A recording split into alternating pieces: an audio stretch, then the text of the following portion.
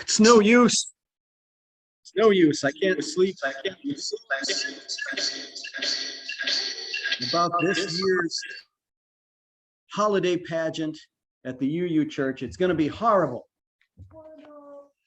No surprise there. During this pandemic, all our holidays have been really tough. It's hard to feel like celebrating. And now with all the continuing COVID restrictions, we can't do a real pageant. Not like in the good old days when we had a cast of thousands with costumes, props, and several choirs, 250 people in the sanctuary singing Silent Night with candles. I wish we could turn back the clock.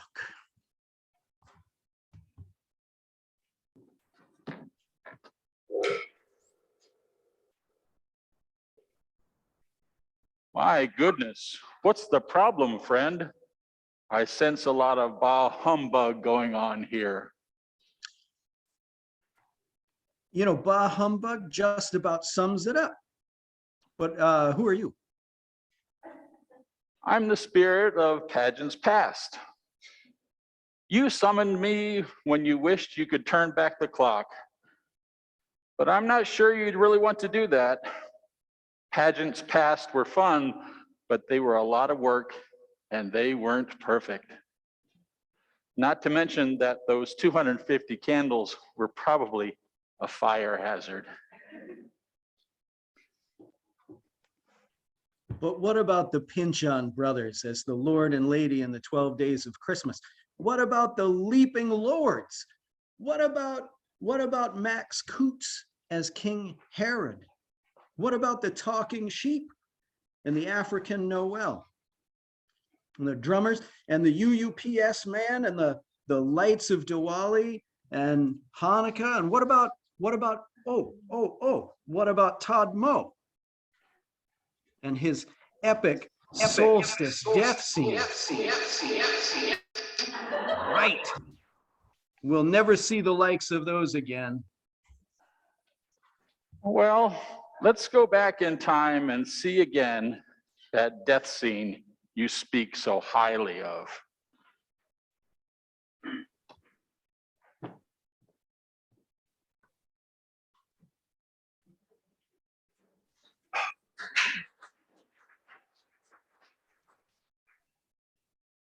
Thus, I die. Oh, I'm dying. I'm dying.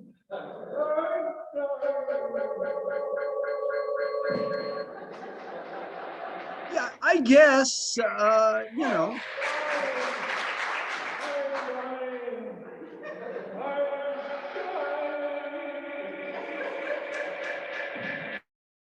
I mean, I guess.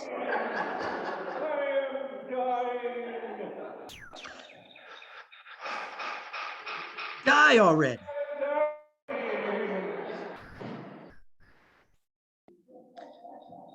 I mean, I guess you're right. The past pageants weren't perfect. They weren't always exactly how I remember them. Plus, the holiday pageant is not supposed to be a reflection on immortality, is it? No, those are good memories for sure. But we can still tell the stories, and we can do some wonderful things now that we couldn't do in the past. Let me summon my colleague, the spirit of pageants present, to help us out here.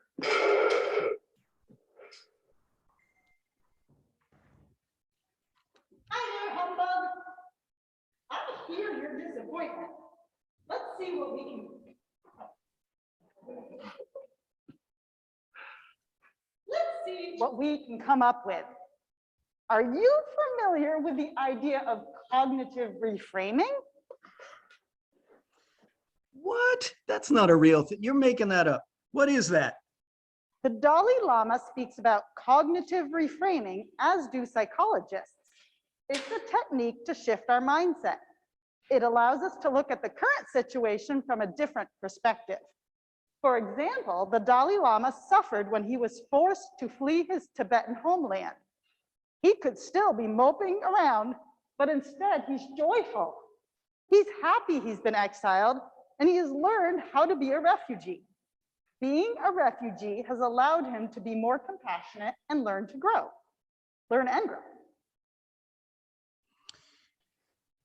Bah, humbug. Look, I know you two are trying to make me feel better, but how can we have a great pageant when we have a half-empty sanctuary of people wearing masks, people on Zoom? I'm not even there right now. Look at me on the screen. How can this be any good? Reframe this. Zoom means people can join from all over. People can have parts in the pageant either in person or on Zoom. To me, that's fewer restrictions rather than more. And we can have fancy Zoom background scenery for various parts of the pageant. The characters in the pageant can decorate their masks to look super cool. Well, I admit the Zoom backgrounds idea is kind of neat, and I guess I could decorate my mask. Maybe reframing things is a good idea.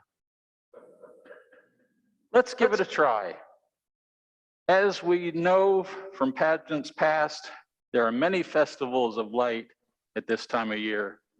We often think of the winter solstice as a time in the north when folks gather on the longest night of the year to welcome back the sun. But cultures all around the world have stories about how the sun's light came to earth. In just a minute, we will hear a solstice story from Tanzania in Africa. Well, as everyone knows, solstice stories are special feat. So we're going to play that big dying death scene of the Norse sun god. Sorry, Todd, no death scene in this story. No Norse sun god either. But you would be totally fabulous in the role of the Sky King. Oh, would you do it, please? An important role. It is pivotal. Crown, a beautiful robe. Absolutely.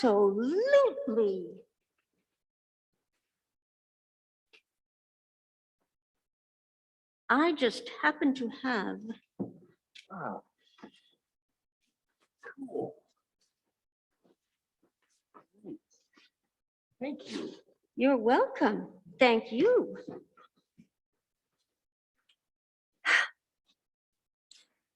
In the beginning of the world, there was no sun in the sky. It was dark everywhere. The animals were bumping into one another, falling into holes, and picking lots of fights. What to do? Why, call a meeting, of course. Lion summoned all the animals together. They were still shoving each other and acting annoyed. So Lion said in his most commanding voice, "Stop bickering. This darkness is a problem for all of us. Despite our differences, we are all in this together." He called on Umoja, the spirit of unity, and said, "Harumbi, we've got to pull together." We also need light. Sometimes when it rains, the sky cracks open and we see a blaze of light on the other side of the crack. If we could get to the other side of the sky, maybe we could get some of that light for ourselves. But could they get up that high? And if they could, weren't they too big to fit through that narrow crack in the sky? We're not too big. Spiderfly and I will try. Now hold on a minute. I'm a fly. I can't go with Spider. Spider will eat me. No, I won't, Amani. Have faith. Why would I eat you when you're helping us all get light? Hurrah! We've all got to pull together. So Spider spun a silver ladder to the top of the sky, and Mouse and Fly climbed right after her.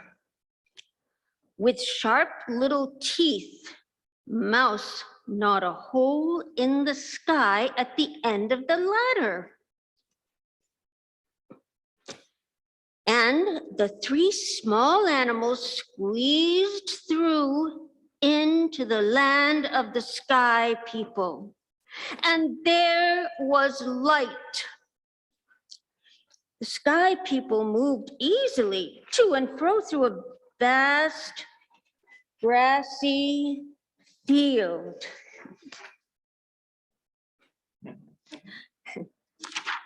Not bumping into each other.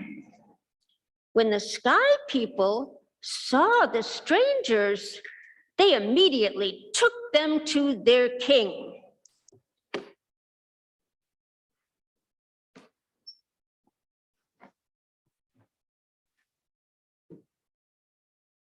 Where do you come from? And what do you want?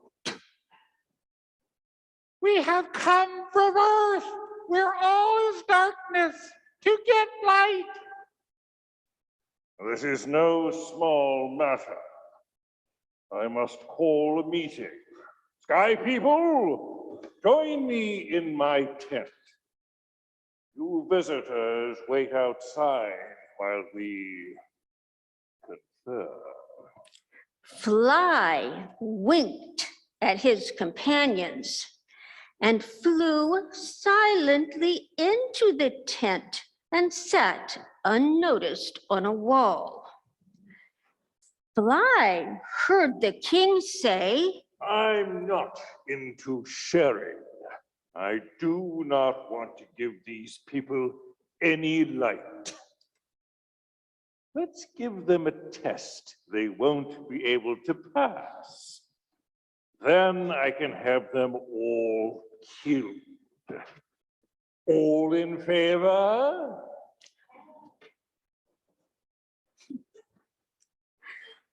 the sky people all raised their hands to vote yes. And Fly flew out to his companions and told them what the king had said. We're going to have to pull together.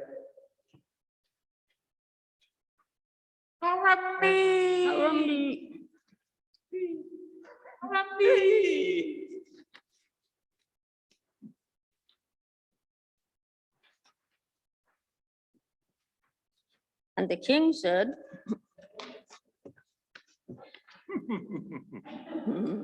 Friends, you may have some light if, and only if, you cut down all the grass in this gigantic field by morning.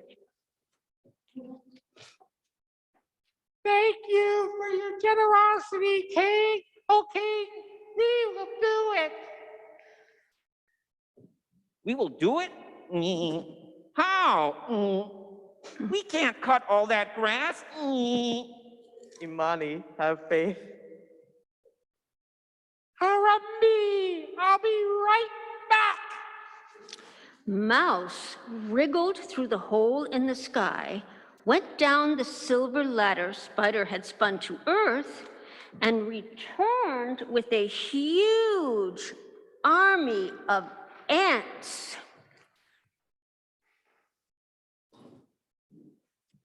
The ants marched through the field, chomping the grass, and by morning, not a single stalk of grass stood. The king was not pleased. I see you have passed the first test. But I forgot to mention that there is, in fact, another test. I have killed a cow, and you three must eat all the meat by morning. And so the Sky King brought a basket of meat to the three tiny animals. This looks delicious, but I can't possibly eat it all. The large animals could do it easily, but they can't get up here. Imani, have faith. I have an idea.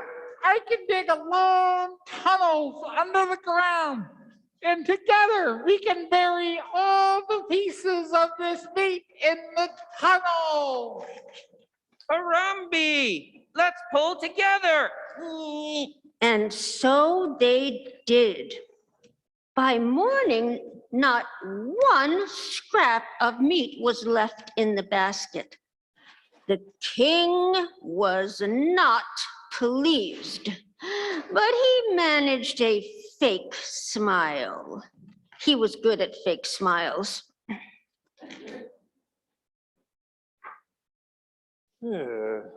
Since you passed the second test, I must call another meeting. Once again, Spider and Mouse waited outside the tent while Fly rested unseen on the wall inside. Soon, Fly buzzed out and whispered, The king has two boxes. The black one has darkness in it, and the red box has light in it. Here are two boxes. You must choose, and your choice is final forever.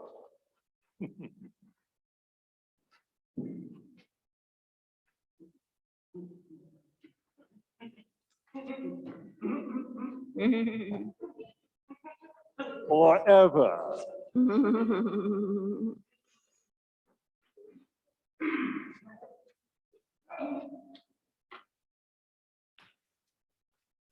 And before the king could change his mind, Mouse, Spider, and Fly plunged down the silver ladder to the earth below, where all the other animals were eagerly waiting. And Mouse said, Harambe, we pulled together and we brought you light in this box. A hush fell as Spider and Fly lifted the lid of the red box. But out of the box did not come light. Instead, out jumped a rooster, rustling his feathers handsomely. Rooster was not light. Mouse, Spider, and Fly had been tricked by the Sky King. Or had they? Rooster threw back his head and crowed, "Ha ha harambe, ha ha harambe." At once the eastern sky filled with color, pink and yellow it glowed, and then the sun popped fiery red into the sky. That's how it was on that very first golden pull-together morning. And Rooster has been calling up the sun for all of us ever since. Ha ha ha Rambi, ha ha ha Rambi. And that's how it is that we have night and day. At some times of the year, the nights are long, but the sun always returns, nurturing all growing things and bringing all of us light and hope.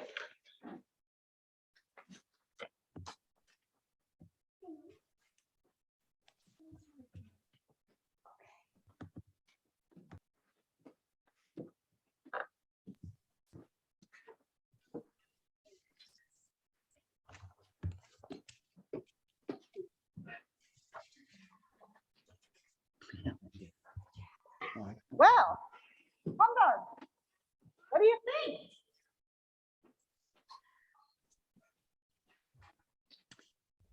I think that was a great story, and everyone did such a wonderful job telling it.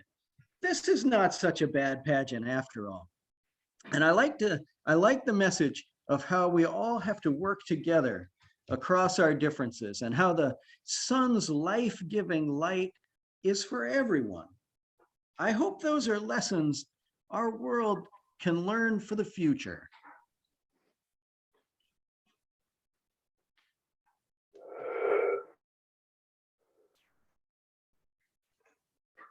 Who are you? Did someone say future? Who are you? I'm the spirit of Pageant's future. I'm a dreamer, and I like to imagine what our world might be in years to come. Technology will no doubt be changed in ways we can't predict. And in time, we might be zooming our holiday pageant from the UU Church of Mars. That would be amazing, but I'll settle for a time in the not too far distant future when we don't have to worry about COVID and we can all sing carols without masks. True, but I'm wondering, what can we learn from the past and present that we can take into the future? Yes, not just technology, but values of justice and compassion and hope. If we could carry those values into the future and act on them, the world would be a better place. Yeah, but I'm not sure that that's going to happen. This world is a mess. Well, that's true, but the world was pretty much a mess in 2,000 years ago when Jesus was born too. Most people in Israel were living in poverty under Roman rule. Yet somehow the old story of the birth of a baby in a stable brought hope then and now. In those days, a decree went out from Caesar Augustus that everyone should be registered in their hometowns. Joseph went from the town of Nazareth in Galilee to the city of David called Bethlehem, as he was descended from the family of David. While they were there, the time came for her to have her baby. She gave birth to her firstborn son and wrapped him in swaddling clothes and laid him in a manger because there was no room for them in the inn. Shepherds were abiding in the fields with their sheep when an angel appeared saying, "Fear not, for behold, I bring you tidings of great joy, which shall be unto all people. For unto you is born this day in the city of David a Savior, which is Christ the Lord." So it was that the message of glad tidings was heard by peasants before the rich and powerful had news of it. The shepherds hastened to Bethlehem and found Mary, Joseph, and the child lying in the manger. They were full of wonder at what they had seen. The child was named Jesus, and soon after his birth, wise men, magi, came from the east, asking, "Who is the child who has been born King of the Jews? For we have seen his rising star and have come to honor him." The star went before them and stood over the place where Jesus was. The Magi rejoiced when they saw the young child with Mary. They knelt and presented him gifts of gold, frankincense, and myrrh. 2,000 years ago, perhaps Mary and Joseph sang lullabies to their newborn baby, Jesus, just like parents do today.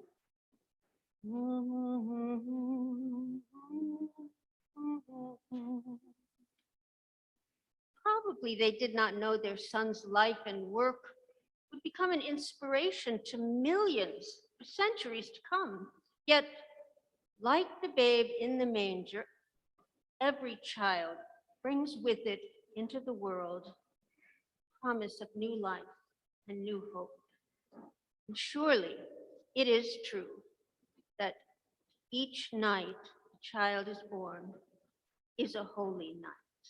I like that old story and its focus on humble people living on the margins, except, of course, for the useless, to a baby at least, gifts of the Magi. But what if the story were to happen today? What if Mary and Joseph are Maria and Jose, fleeing Honduras and seeking refuge at our southern border? How would the story change our pageant? So we're reframing again? Awesome. Like Mary and Joseph of old, Maria and Jose are poor, but rich in hope. They have traveled much farther than the biblical Mary and Joseph, thousands of miles from Central America to get to the United States. They arrive at our border to apply for asylum. They are not housed together in a stable, but separated in cages in a detention center.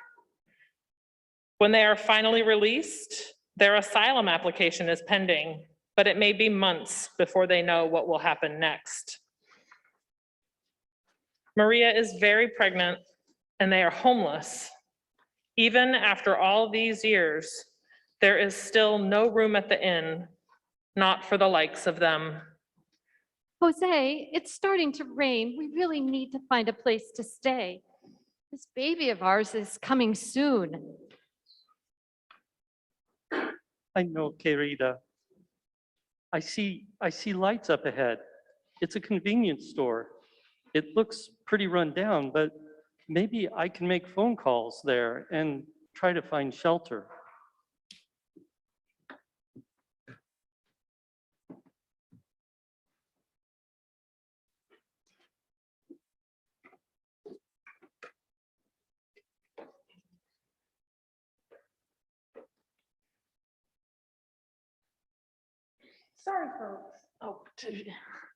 Sorry, folks. I'm not supposed to let you use our phone unless you can pay. I haven't much money and we need to buy a little food. Please help us. You can see my wife is pregnant and we're so tired. We don't even have a donkey for her to ride in on. Look, I'm a carpenter. I can come back tomorrow and do some work for you in exchange for the phone and food. I'm guessing you don't have a work permit, but it's Christmas and the boss isn't around. So come on inside. You can use the phone. And here, you can have some coffee and donuts if you want. Wait, can't get the phone.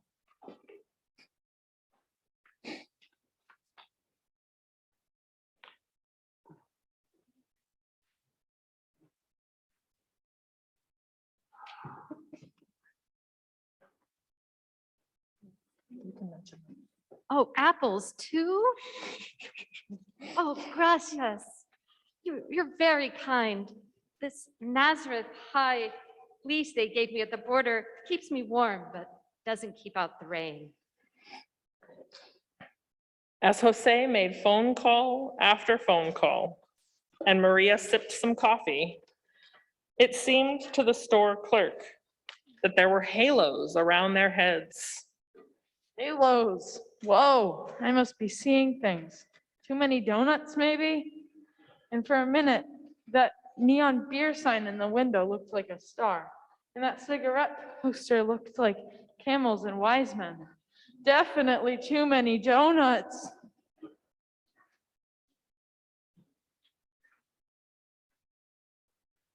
Finalmente, Maria, we got a place.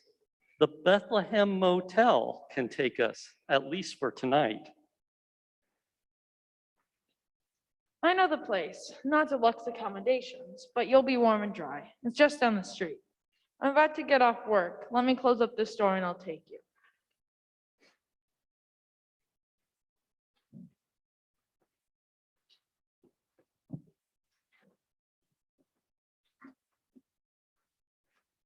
At that moment, there might possibly have been a halo around the store clerk's head too. In any case, so it was that Maria and Jose did find a room at the inn for that night. And it was lucky they did, because their baby was born just after midnight, a little boy whom they called Jesus. Like any new parents, they were overjoyed, but also worried. Tonight they're okay, but what will they do tomorrow and the next day and the day after that? Who knows?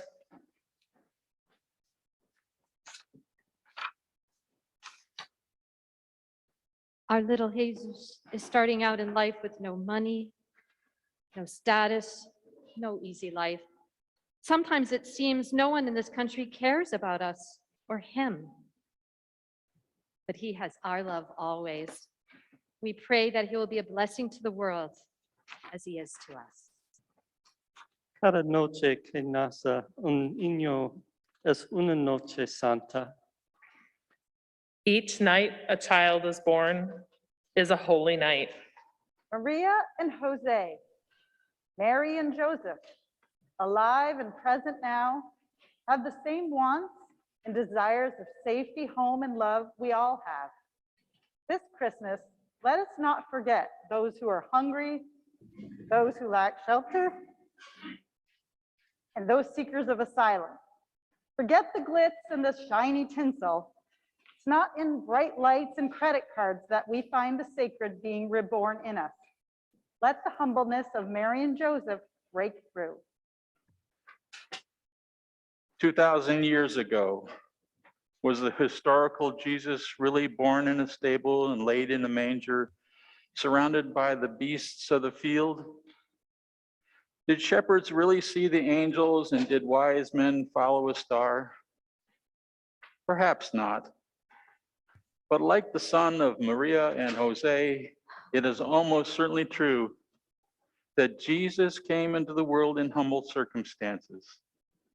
And in his life and teachings reminds us all that the true joy of Christmas is not found in our riches or in the number of presents under our tree, but in service to each other, in gratitude for our lives, and in working to bring justice and compassion to our world. If we live our lives this way, then we too will hear the angel song of peace and hope and love. I'd love to imagine a future version of the story where the refugee family is welcome and treated with dignity and compassion, where wise ones bring not gold, frankincense, and myrrh, but food, shelter, and justice, where like a green sprout is rising in the broken cracks of a sidewalk, hope is born.